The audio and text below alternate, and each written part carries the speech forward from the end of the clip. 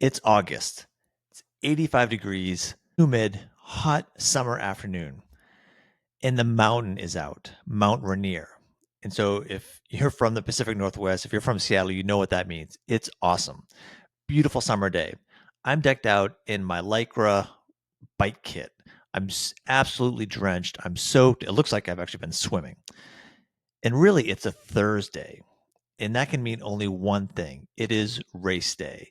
It is an hour of super high intensity bike racing under the Seattle summer sun at Seward Park. There's 2 laps to go in this race. I'm near the front. And despite the heat, despite sweating like crazy, I actually feel really good. And being near the front, 2 laps to go in this race is the perfect spot for me. I'm right where I want to be until something happens. My right quad and calf suddenly get this twinge, this uncontrollable twinge, and it lasted for 2 to 3, 4 pedal strokes, but it was such a twinge, such a sensation that I actually had to kind of back off my pedaling a little bit. But it was over. That twinge went away. 1 lap to go. I'm still sitting now, maybe top 3, maybe top 4, and with 200 meters to go, I give it full gas. All I've got, smashing the pedals as hard as I can, really just for the pure, I mean, the true victory is bragging rights of finishing well on this weekly bike race. And with about 100 meters to go, 150 meters to go to the finish line, my right calf locks up so hard. I mean, there's just this massive jolt of pain, and my right calf moves into my right quad. I can't move. Again, super intense pain, can't pedal my bike. And with a second, like within a millisecond, the 60 or 70 guys that are behind me fly by me, cross the finish line long before I do. And I can barely even get my legs to move. And again, excruciating pain, leg doesn't function, and it happened in a split second. That's when I started to learn about electrolytes. My name is Aaron Shaw. I am from HealthSpan Physio Coaching, and I coach people who have never exercised a day before in their life, and I coach people who have been to the Olympics. I coach people on losing weight, gaining physical confidence, gaining strength, learning healthy nutrition, healthy habits, healthy sleep habits, all with the full support of me, Mr. Calf Cramp. Well, today we are going to talk about electrolytes. We're going to talk about, first of all, what they are. What is an electrolyte? Why are they valuable to us? Where can we get electrolytes? How much do we need? How do we pick the right electrolyte? And really, how do we time it? How do we time it well? When should we be consuming electrolytes? And I'll preface this by saying, certainly electrolytes are important for those of us that are, competitive athletes and out there sweating a lot, but we all need electrolytes to survive. So this is for everybody, whether you are gardening on a nice warm day outside and, using your muscles, using your body, breaking a sweat, you need electrolytes. If you are racing Seward Park and in the August heat and sweating like crazy, you need electrolytes. If you are mountain biking in North Carolina, you need electrolytes. So what are electrolytes? Electrolytes are minerals that are charged, that actually have an electric charge. And so these include sodium, potassium, calcium, magnesium, chloride, bicarbonate, and phosphate. And they are crucial for various functions of the body. We lose these electrolytes through sweat. It's very natural, very normal as part of the process. But again, even if we didn't sweat a lot, we still need these electrolytes. So what do they do? What's the value of these things? Well, first of all, they have a role in hydration. They really help maintain our fluid balance, making sure that we're, almost that Goldilocks level of hydration where we're not saturated necessarily, but we're not dry. Our cells have just the right amount of hydration. So they maintain this fluid balance. Number two, these electrolytes are important with nerve function. So they help transmit electrical signals in the nervous system, which allows our brain to communicate with our body, which, of course, you got to think physical performance, think coordination of movement. So we need these electrolytes for our nerves to function normally, which brings us to muscle function. I mean, you can't think about any sort of physical activity without muscles functioning properly. And if we have the correct balance of electrolytes, our electrolyte needs are met, like calcium, like magnesium, these will help if our muscles contract properly and help prevent cramps, that dreaded calf cramp, for example. Electrolytes are needed for muscle function, for performance. Electrolytes also help with pH balance. So pH, which actually stands for a potential of hydrogen, but this pH balance is an acid to alkaline balance within our body that we need to ensure optimal conditions for all these, biochemical processes that happen in our body that thankfully we don't have to think about. But in order for them to function well, in order for us to function well, we have to have this, the just right amount of electrolytes to perform well, for our internal system to perform well, for our nervous system, our muscles. So it's essential that we have enough. So where do we get electrolytes? We know that is essential. We know that it's essential for function, whether you're a competitive athlete or not. I've listed off kind of what they are, all these like sodiums, potassiums, and calciums, and so on. Where can we get them? We of course we're going to talk a little bit about how to supplement with them, but I think the first place to start is really thinking about natural ways to get them. So where can we get electrolytes? We can get them in our diet. There's very natural sources of electrolytes that should be part of our regular diet. These include bananas, high in potassium. And I know, just a little side note, there are some haters on bananas because people think there's too much sugar in it. It's good for you. Bananas are great for you. Natural sugars are great for you. So bananas, high in potassium. Oranges, rich in potassium and magnesium. Spinach has calcium, magnesium, and potassium in it. Avocados, a source of potassium. Sweet potatoes, high in potassium and magnesium. Yogurt, obviously calcium. Nuts and seeds have magnesium. Coconut water has potassium and sodium in it. Leafy greens, also magnesium and calcium.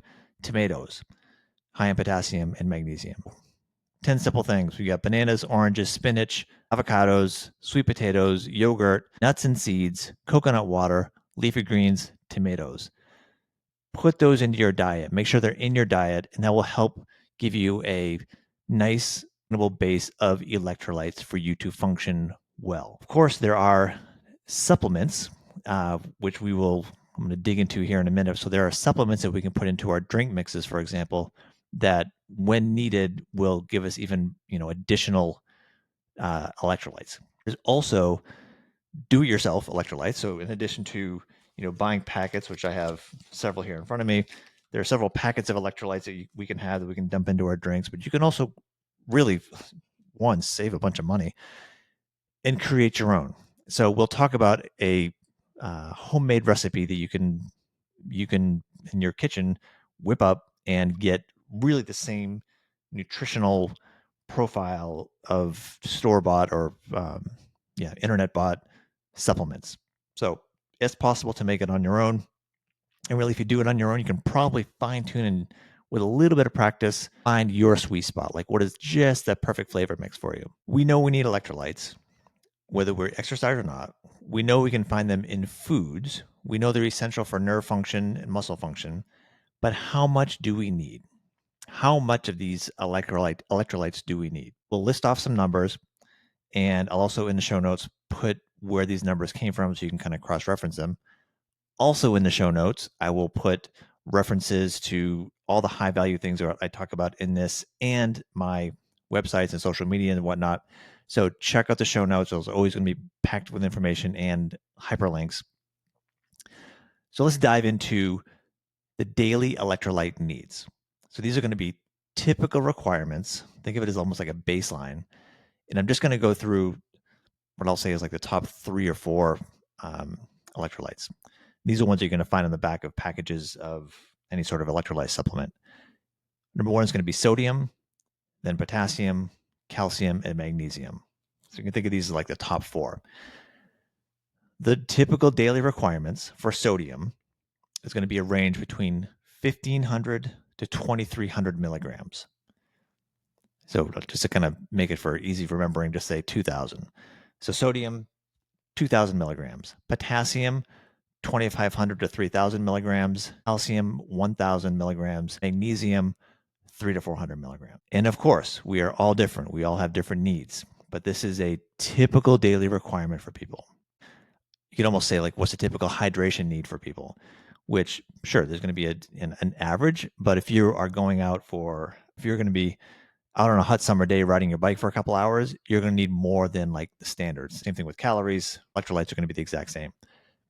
But the real question is, what is your need? Like, exactly, I think we all know that we sweat at different amounts. So we lose electrolytes through sweat. And I sweat different than you, and you sweat different than other people you hang out with and ride with and exercise with and whatnot. And I've certainly worked with people that identify themselves as, I sweat a lot, they'll say. And so if you're somebody who really feels like you sweat a lot, you may actually need more electrolytes than somebody who perhaps sweats a little bit less. But how do we know? There are actually tools on the market where you can assess and measure your sweat and measure your electrolyte loss. I will, again, I'll link these in the show notes. I have not tried any of these as of this recording, although I'm super interested to. So I think I'm going to, like all good scientists, I suppose, I'm going to make myself Exhibit A and kind of test some of these out and really see how they respond to different ways that I supplement. But there are tools on the market for this. A couple that I looked up briefly was Gatorade GX sweat patch. So there are these sweat patches, the adhesive patch you'd put on that will track your sweat loss and the electrolyte loss as part of that. There's also a Kenzen patch, and there's a few things that I've seen more recently. There are like biosensors. And I think of almost like a wearable, I think of like a watch or a Whoop. There's a Nix hydration biosensor that you will strap on to your arm, and it will track. Again, it'll give you details, download it to your smartphone, download it to an app where you can actually see your true amount of sweat loss and electrolyte loss. And that is probably, I can't speak to how accurate those numbers would be, but I think if nothing else, if it is a consistent number where you're measuring your specific numbers against how you supplement or how your nutrition is compared against how you sweat, you're going to be able to start to kind of put some pieces together and make sure that you're finding the sweet spot for what is the just right amount of electrolytes that you need for performance, to feel great, to have your nervous system and your muscular system and all these systems work well because you have just the right amount of electrolytes for you. If any of you have tried one of these or you've tried something else, please comment in the show notes, or please send me a direct message through the app or on YouTube. If you're watching this on YouTube, send me a message, because I'm trying to get as much information as I can from people who are, on the front lines trying these things out, which ones work well, which ones might not work so well. So I'm always looking for feedback. So please send me a message. I would love to hear what your personal experience is. Now that we know kind of the typical daily requirements, and we know there are ways to measure our sweat, how do we know if we don't have a wearable device that's telling us that we need to top off our sodium or potassium? How do we know? Well, there are signs when we have an imbalance, electrolyte imbalance. These include, first and foremost, as my story started off with, muscle cramps. Totally suck. If you're an athlete, you know what a muscle cramp is. You probably had one sooner or later. It is a game changer. Sometimes it will happen in the heat of the moment when you're out there really working hard. It can also happen when you are trying to sleep in bed and you roll over and your calf gives you a little twinge and you just hope and pause and don't move and think, crap, am I going to cramp up? And you try so hard not to move, not to startle this waking muscle cramp. So muscle cramps are definitely a symptom of electrolyte imbalance. But just like the other signs of an electrolyte imbalance, just because you have muscle cramps does not mean you automatically have an imbalance in your electrolytes. You can have muscle cramps and your electrolytes be perfect. Muscle cramps are Very common when you really kind of push and kind of exceed your muscle's capacity for performance, your muscles can cramp. So muscle cramps, again, definitely a sign of electrolyte imbalance, but it could be other things going on. Another sign, fatigue. Same exact thing. Just because you're tired doesn't mean that you have an electrolyte imbalance. It could be a lot of other reasons, but if your electrolytes are off, then you could certainly feel fatigue, dizziness, confusion, and it can really lead to some serious health issues if you're really out of whack and really have compromised and don't have enough electrolytes in your system. But let's switch gears a little bit and think about, in addition to our daily requirements, what about during exercise? What about right now? If you're listening to this and you're walking down the street, or you're getting ready to go for a run, or you're driving to the trailhead and you think, man, I'm going to get out there and get after it today. It's warm out, or even if it's not warm out, I mean, you're still going to sweat. What should I have in my bottle? What should I have with me? So I'm going to give you some numbers. Again, I'll put these in the show notes. This is per hour, a range per hour of what you should kind of aim for.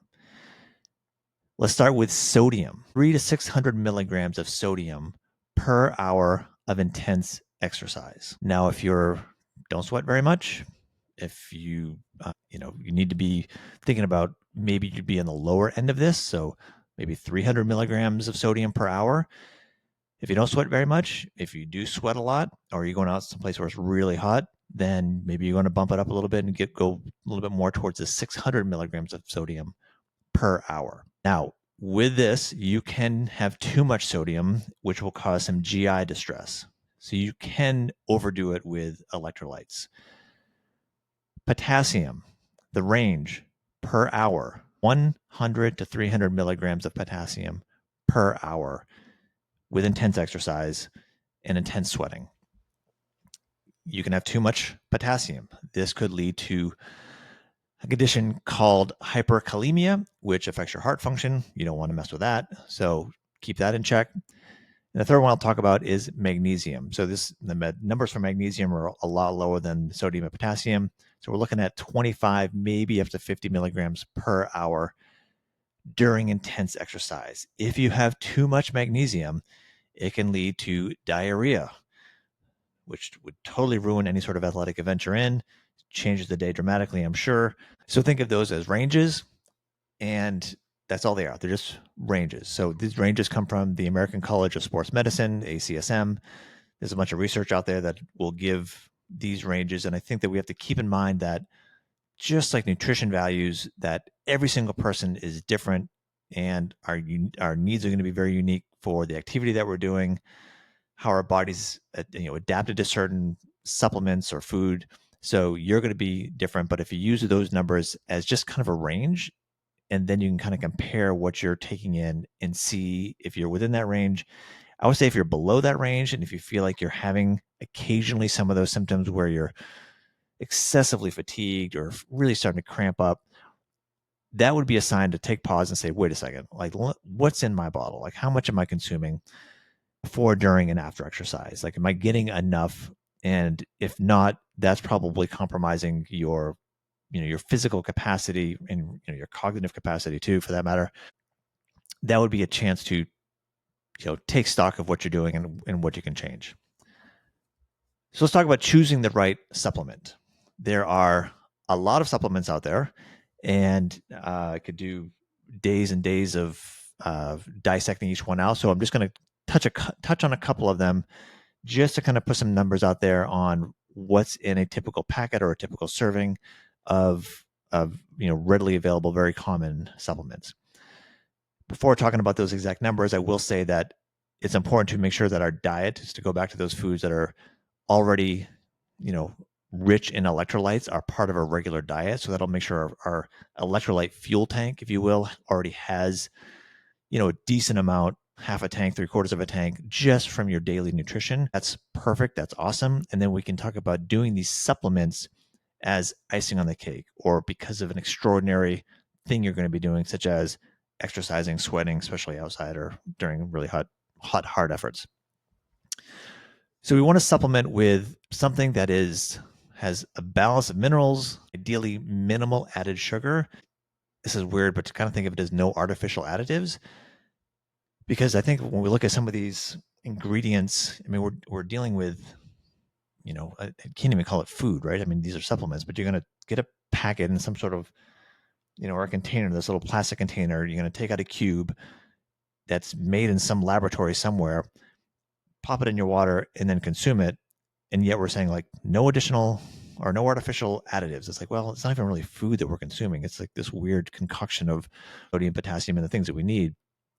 But please do look at labels. And this goes, beyond electrolytes. And I think with anything that's prepackaged, take a second, look at the back. And if you feel like you need to be a chemist to understand what's in your ingredients, don't eat it. It's probably not good. It's a bunch of crap. So try to eat as natural, consume things that are as natural as possible.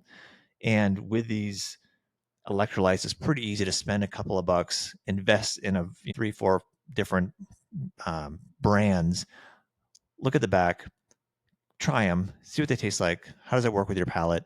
And make sure that you're finding ones that are as pure as can be.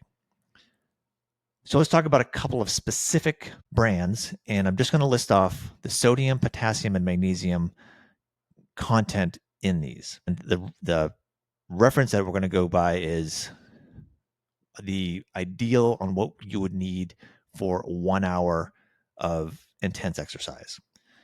Starting with Clean Athlete, Klean, Clean Athlete. They have a hydration mix.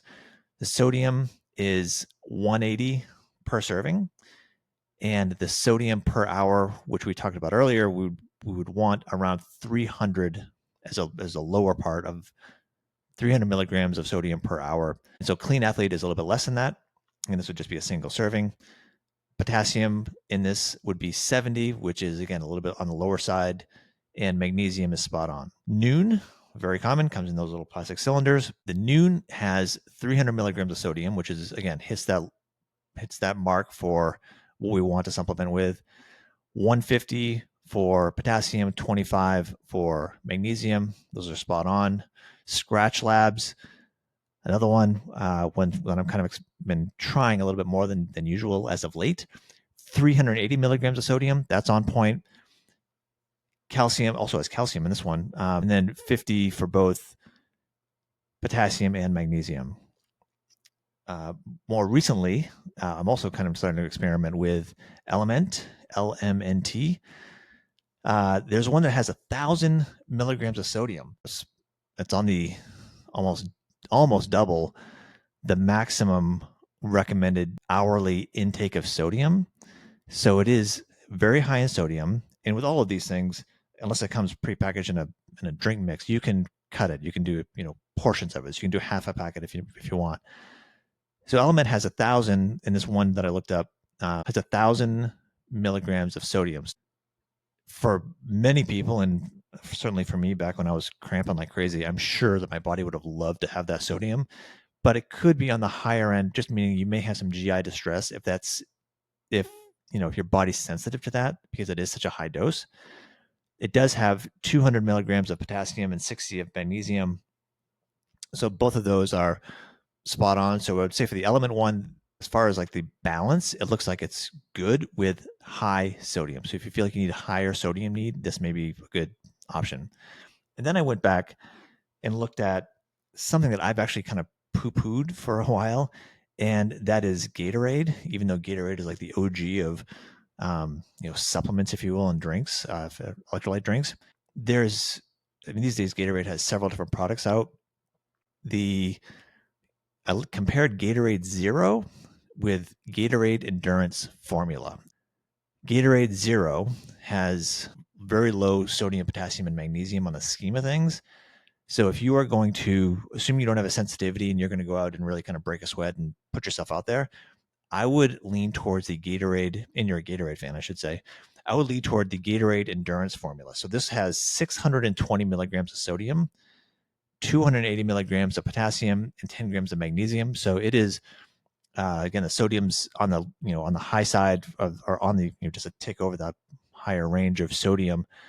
So maybe a little bit of GI distress. Again, maybe not. And those of us that have been consuming all these concoctions for decades, it probably won't make a difference at all. But the Gatorade Endurance formula is 620 milligrams of sodium, so it is a little bit high, but that may be spot on for you. So that's it's a lot to take on. There won't be a test at the end, but I think just all this took to look this up is have a piles of supplements here.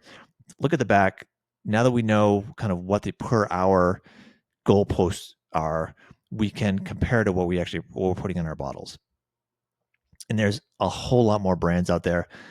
Please comment. Let me know what works for you guys. I mean, what works or what doesn't work. I'm happy to be consuming these things and trying them when I'm out riding my bike and seeing how my body responds. So it's always super interesting to me.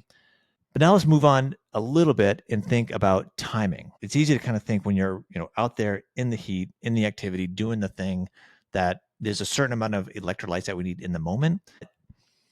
Just like with any other fueling, we should be thinking about this hours and hours and hours ahead of our event. So we need to think about the timing our electrolyte intake before exercise, during exercise, and after exercise. Before exercise, at least 30 minutes, say even maybe 60 minutes before going out and sweating and working up a sweat and losing electrolytes, consume 16 to 20 ounces of water with some electrolyte in it. What I do is, if these days when I'm mountain biking, that means I'm putting the bike in the back of the car, going out to the trailhead, and on that drive is when I start consuming my electrolytes. So that could be 30, maybe 45 minutes. I'm drinking a water bottle of some sort of tablet or powder that I put in there before I get to the actual ride. And I will say that this is part where it's important to make sure that you have the palate to tolerate this, to tolerate different levels of sweetness or saltiness. I do not like things that are too sweet. So when I'm on my bike, when I'm during exercise, I have to have at least a bottle or a bladder pack of just straight up water. I can't consume only an electrolyte mix, just because even the things that are fairly low in sweetness, it's still just too much for my palate. So I can do that. I can sort of tolerate a little bit more of the sweetness when I'm driving, because I can kind of cut it with water or whatnot. And that brings us to during exercise. So during exercise, and this is where I think so many people, I've certainly done it from time to time, but so many people miss out on the need for both electrolytes and carbohydrates during exercise. But every 20 to 30 minutes, again, you're out for a hot ride, you're out for a hot run, or you're out in the outside doing manual labor, and it's hot, you're sweating, your body's churning through these electrolytes. Every 20 to 30 minutes, you should consume 8 to 10 ounces of an electrolyte rich drink. 8 to 10 ounces of electrolytes every 20 to 30 minutes. And this sounds like a lot. And it kind of is a lot, because you should be like consistently, really every 5 minutes or so, 10 minutes or so, take a couple of chugs of your electrolyte mix, carry on for another 5 or 10 minutes, another little sip, and just sort of constantly trying to top that off. Because the reality is our body can only consume and accommodate so much. So similar electrolytes, similar to carbohydrates and calories, our body's going to burn through a lot more than we're actually able to take on at any one time. So the longer we're doing an event or an activity, if we work really hard on trying to stay topped off, all that's going to do is just slow the loss. So the more, we're going to be more successful in topping off before we start an event, start a physical activity, and then just constantly trying to stay topped off as much as you can. And really, again, every 20 to 30 minutes, you have to be consuming nutrition in some sort, electrolytes in some sort.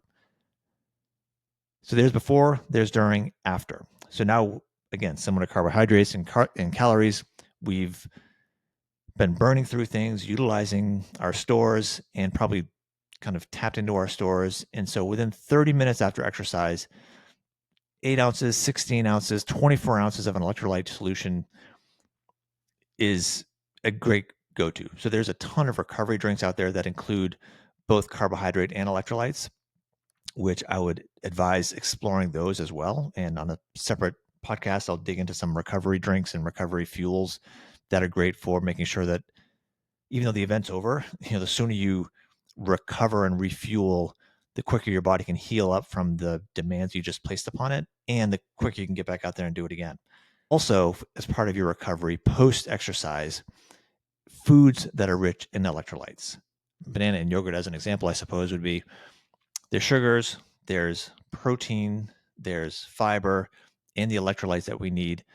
And you can pack that away when you go off for your ride or your run. As soon as you get done, start chewing on that, chase it with an electrolyte solution, electrolyte drink, and you're good to go.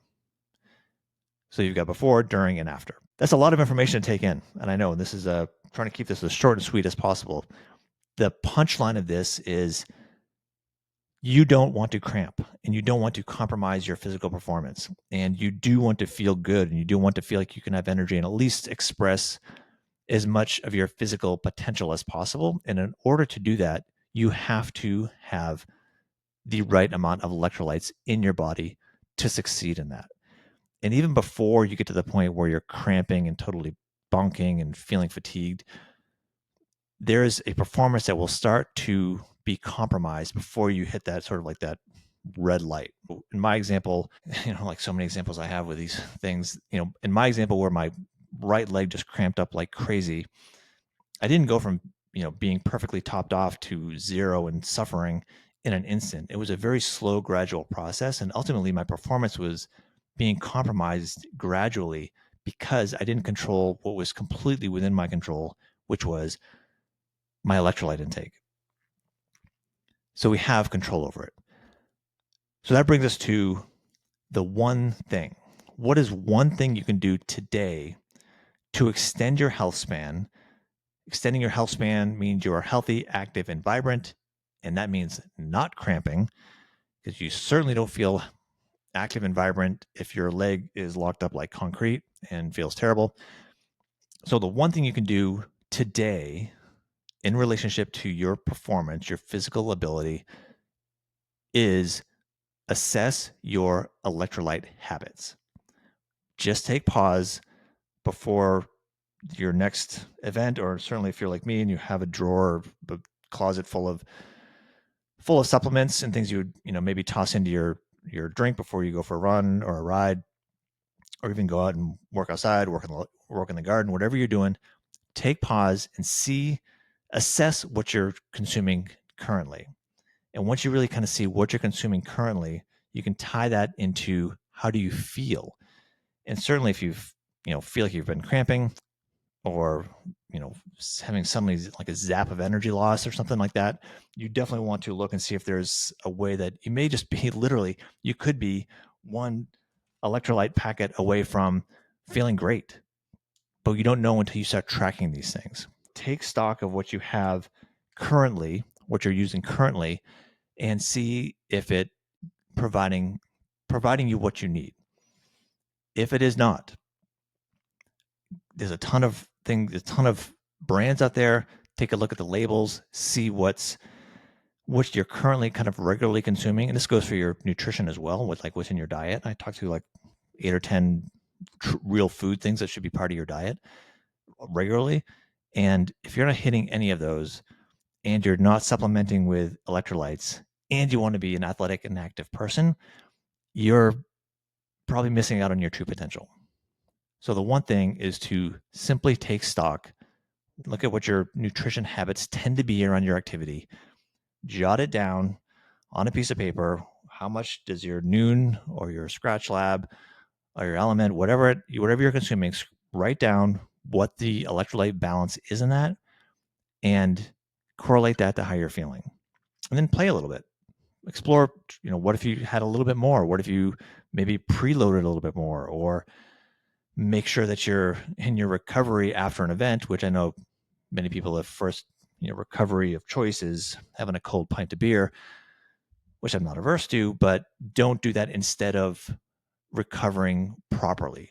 Top off your fuels. Your performance will be much better for it. Feel greater for tomorrow so you can get after it again and do, whatever things you want to do athletically. So take stock. My goal with this podcast is to be able to provide high value information, science-based information, and leave everybody with one thing that they can do to extend their health span. Electrolytes is a really big topic. I could talk for days and weeks on electrolytes, but this is an overview. I would love it if you would comment, send me a message from any of the podcast apps. You can please subscribe to my channel on YouTube if you're not already. HealthSpan Digest. I do live events as well, so you can hit the bell button and you'll get notified when I do a live. So we do Q&A about electrolytes or anything else that are hot topics for us in the HealthSpan world. But it would mean a lot if you would send me a message letting me know what is your favorite electrolyte, and definitely if you have an electrolyte mix that you make on your own, send me the recipe. I would love to share that with the world. Maybe we'll do a full episode on really kind of great ways to satisfy your electrolyte needs in your own kitchen without buying a bunch of pre-made stuff. So the benefit, of course, is if you can do it yourself, you'll know exactly the ingredients, and you can, with some practice, you can finesse and come up with the perfect mix that is perfect for your palate and for your physical performance. So please send me those messages. I read everything, any message that you send. It's me. I read them, I respond to them, and I will build out an upcoming episode on these topics. So with that, as always, I am super grateful for your time. Check the show notes. There's links to the information that I shared. There's links to my website and ways to support the podcast, which I'm always grateful for. And until next time, know what's in your bottle. Get out there. Have fun. Peace.